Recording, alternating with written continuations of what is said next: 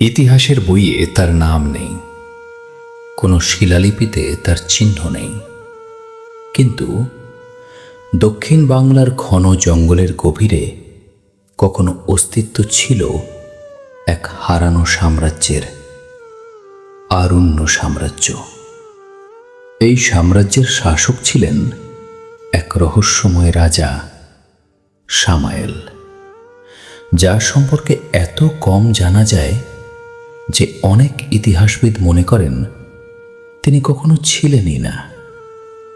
আরণ্য সাম্রাজ্যের মানুষরা বসবাস করত বিশাল বনভূমির উপর নির্মিত ঝুলন্ত শহরে।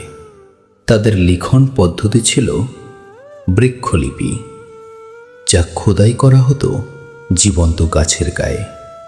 বলা হয় সামায়েল ব্যবহার করতেন এক নিষিদ্ধ শক্তি, জীব শক্তি, যা দিয়ে তারা গাছ, প্রাণী, ঝড় সব কিছু নিয়ন্ত্রণ করতে পারত। এই প্রযুক্তির কারণে তাদের সভ্যতা ছিল নিজস্ব সময়ের 100 বছর অগ্রগামী। কিন্তু এক রাতে এই সাম্রাজ্য হঠাৎ হারিয়ে যায়। শহর, মানুষ, লিপি কিছুই আর পাওয়া যায়নি। মনে হয় যেন পুরো রাজ্য সময়ের বাইরে লুকিয়ে গেছে।